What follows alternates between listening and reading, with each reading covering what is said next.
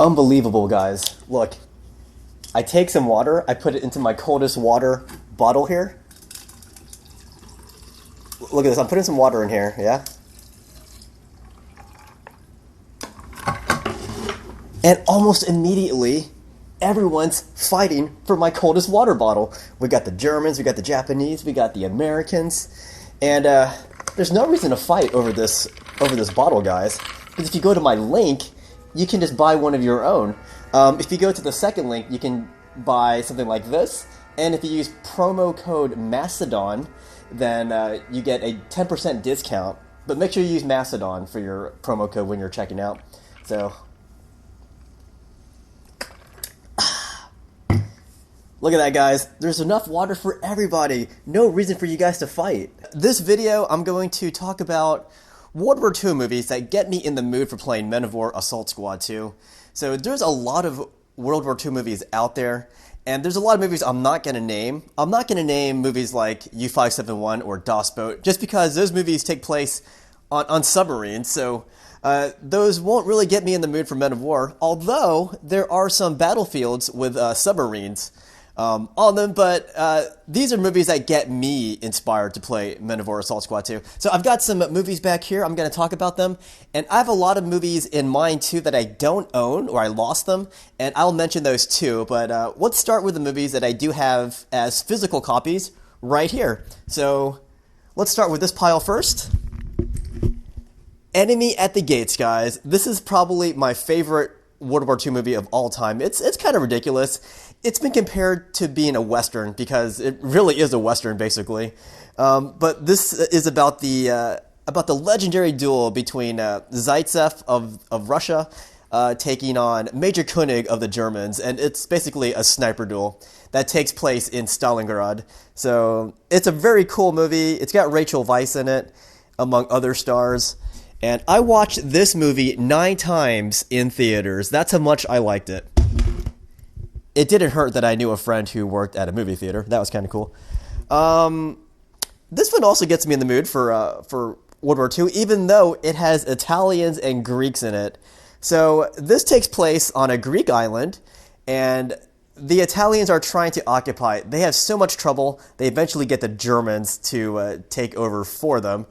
And then eventually the Italians and the Greeks, they basically combine their forces and try to fight the Germans.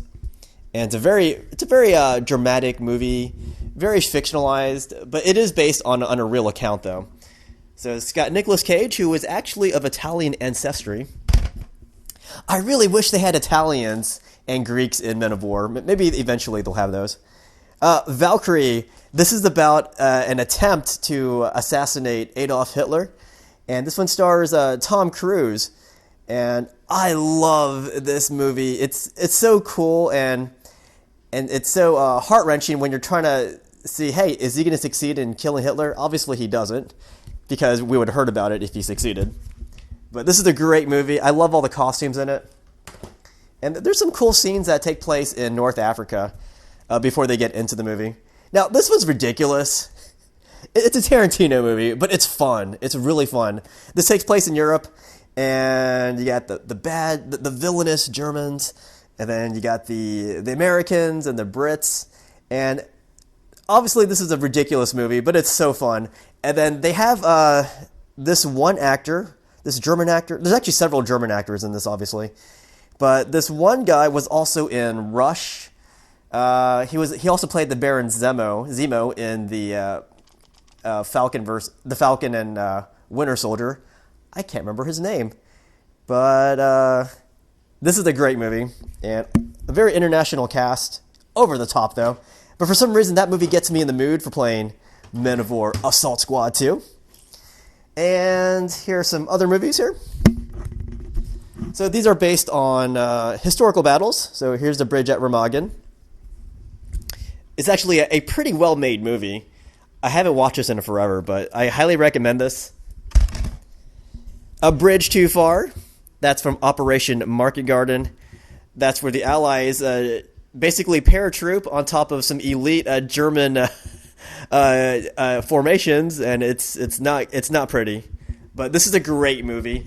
This movie just focuses on the battle, And I love those kind of movies. Movies that just focus on the battles. Some movies, they try to show too much, and it gets really boring. This movie is called The Great Raid. This takes place in the Philippines. There aren't many movies that show the Japanese occupation of the Philippines, or there aren't many movies that take place in the Philippines. There's some, not many. I remember watching a John Wayne one called Back to Bataan. That was pretty good, but very cheesy, and I don't think they used Japanese actors. This one's fantastic, though. It shows just how important the Filipinos were in helping the U.S. Actually, the U.S. helping the Philippines get rid of the Japanese. And actually, my great grandfather was a Filipino guerrilla fighter. So this kind of movie, it kind of spoke to me. But highly recommend it. It stars Benjamin Bratt and James Franco, among other stars in that movie. And here's another Pacific movie. This is called Windtalkers. This is about the Native Americans who were used as basically the communicators between teams, because the Japanese had a hard time understanding the Navajo language. So the Americans used Navajos to basically communicate, and the Japanese, they just couldn't decipher it, and it's pretty sweet. Here's another Pacific movie. This is about, Japanese on Iwo Jima. There was another one that Clint Eastwood directed. I forgot the name of it already, but it's the same thing, except this one takes place from the Japanese perspective, and it's a pretty dramatic battle, pretty dramatic movie. Might be boring to some, but I actually like that one. It gets me in the mood for using the Japanese. Japan's Longest Day. This is an intense movie. It kind of reminds me of Operation Valkyrie, the Tom Cruise one where they try to kill Hitler. In this situation, the Japanese are deciding if they should surrender or not, and it just shows everything leading up to the Japanese surrender. And then it culminates with Hirohito going on radio and broadcasting the surrender himself, and it's pretty awesome. All right, these movies, these are either POW movies or they take place after the war. And this one's Heart's War, starring Bruce Willis and Colin Farrell. This one takes place inside a German POW camp. These guys, the Allies, are taken captive. And it's not just a prisoner movie, it's also a court movie. It's a court drama and a POW movie set in World War II. It is very entertaining.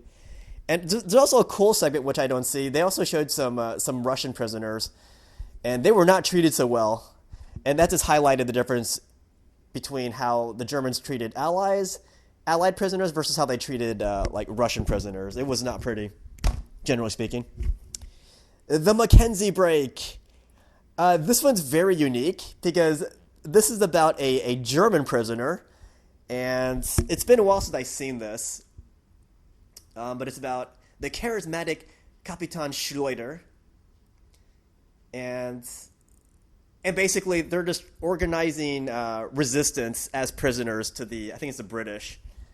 And I haven't watched this in forever, so I don't remember the details. I remember I loved it, though. Here's one, The Big Lift. This takes place in occupied Germany after the war. And I believe this one's unique because it was actually filmed in Germany, I think. Yeah, it was filmed on location. And it shows actual war-torn locations in Germany, and it's pretty good for the time capsule. Fifth Day of Peace. I believe this is another POW. Yeah, this one's about two German POWs. They are sentenced to be to death by their fellow prisoners, and then the Allied camp commander has to decide what to do with these German prisoners. Like, do they let the Germans handle their own Germans, or do the Allies step in and say, hey, you can't do that anymore? I don't remember the details, but I watched this and I loved it, and it was so unique. You don't see many movies like this. The Good German. This was basically like a film war that takes place in a war. Actually, it's after the war, I think. And I don't remember the plot. I just remember I really liked it. I like movies that take place in like occupied countries because it's something that they don't always show. It's usually just war. But I like seeing, like the aftermath too. Like seeing what Germany's like afterwards. This is not a World War II movie, but it's a fun movie. Basically, these guys go joyriding in a Sherman tank, which is a World War II tank, and it's one of my favorite tanks to use in Men of War. Don't ask me why. I just like using the Sherman tank. You know, they're cheap, and they get the job done. So those are the movies that I do have. I have more, but they're on like streaming, and I lost a lot of these movies. But let me name a few other movies that get me in the mood for playing Men of War. I love Saving Private Ryan. I know there's all kinds of gripes with that movie, but the filmmaking, it was fantastic, and the characters, I loved all those characters. I even cried when the medic, gets hit. That was really, I was like, oh, please save him, guys. Please save him, not Private Ryan. Well, save Private Ryan, too. Force 10 from Navarone. That one stars Harrison Ford, but that one takes place in, I think it's Yugoslavia. And apparently it's kind of like the unofficial, maybe it's the official sequel to Guns of Navarone. That was really famous. I didn't like the Guns of Navarone, though, but I loved Force 10 from Navarone. It's basically special forces going into occupied Europe and trying to complete a mission, and it is fantastic. It is fantastic. But it has Harrison Ford. It has Robert Shaw from Jaws. Again, I don't remember the details. I just remember loving that movie so much. It was so good, guys. The Heroes of Telemark. That one takes place in occupied Norway when the Germans are occupying it. And basically, they are trying to sabotage a German facility that is making... I think they're making some kind of German wonder weapon. I forgot the details. Again, I forgot the details, but I know they're fantastic movies. Some other movies. Oh, the what is it called? The Untergang, which means the downfall in German. That one's about Adolf Hitler's last days. And he's basically holed up in his bunker. And you can see what life is like for the Germans that are living inside that bunker. It is hell. And I can't believe people stood by his side like that. I mean... it's their leader, but it's, in retrospect, it's Hitler, guys. But that's a fantastic, very powerful movie. And it shows how dire it was for the Germans when the Russians were coming in. And it kind of gives you a sense of why Hitler killed himself, because, man, these Russians were not going to be so kind to Hitler. I don't think anybody was going to be kind to Hitler, to be honest. Oh my gosh. There's so many movies about World War II, and I am drawing a blank right now. A lot of these are movies that aren't about ground combat. So I don't want to name movies like Tora Tora Tora or Midway. Those are great movies, though. It's just those are like naval movies. I'm trying to think of some more ground movies that take place on the ground, showing like ground combat. Oh, some TV shows. The Spielberg series. Oh my gosh, what is the name of it? You got one that's set in the Pacific, and you got one... oh, Band of Brothers. Band of Brothers it's a pretty good show. A lot of it feels kind of like, I don't know, it seems a little over the top. I know it's based on a book, but I think some of the actions they depicted in the movie might be a little over the top. But overall, it's a good series. Oh, there's another good series. This one's a German one. It's called, I think it's called Generation War, and it takes place in Germany. And it shows different characters. Some are German soldiers. I think one's a Jewish person, I think. But it just shows that, life in Germany during World War II, and it's pretty cool to watch. Speaking of German stuff, there's a German movie called Stalingrad. The action scenes are not great, but I loved the characters in that movie. Again, that one takes place in Eastern Europe, and it really gives you a sense of how stark it was fighting on the Eastern Front. That is not the place you want to be. It's cold. There's so many Russians, and it just seemed so miserable. It's like, don't go into Russia, guys. It's bad. It's gonna end up bad for you guys. Trying to think. Oh, The Bridge on the River Kwai. That one's classic. Actually, did like that movie. Kelly's Heroes. That's a Clint Eastwood movie. That one's kind of like a bank heist movie that's set in Europe. They're basically trying to recover some gold that was taken by the Nazis, and that's such a great movie. It stars Clint Eastwood, I think Donald Sutherland, and there's a bunch of other people in that movie. So yeah, some other movies that I kind of just thought about after I made this video. are a little bit outdated. Some are pretty cool just because of the culture that they show of the time. Some are pretty violent, and some are just really well-made movies that are extremely dramatic and just the cinematography being really astounding. Some are really bizarre, and some are just really violent and epic. But a lot of these movies are like from my childhood because I grew up watching a lot of like war movies. I'm not sure why. I just liked watching them. As a kid, I had some really interesting taste. But yeah, some of them have pretty low budgets. Some of them have pretty big budgets. And some of these, you wouldn't expect to see in a favorites list. But again, some of these are from my childhood, and some I just really enjoyed them for different reasons. But that's a nice sample of some World War II movies to get you in the mood for playing Men of War Assault Squad 2. Sorry guys, all that talking has got me in the mood to drink from my coldest water. And if you guys don't know this already, you probably do, but on the other side it says Prince of Macedon, and it's got the YouTube play button on it. But I very much am in love with this bottle. If you guys want to buy one, yeah, go to my links in my description. The second link will take you to the link to buy the bottle. The first link is for a chance at a giveaway. But if you do order something, make sure you use promo code Macedon. That will do 10% off of your order. So it's basically knocking off some of your shipping, if not all of it.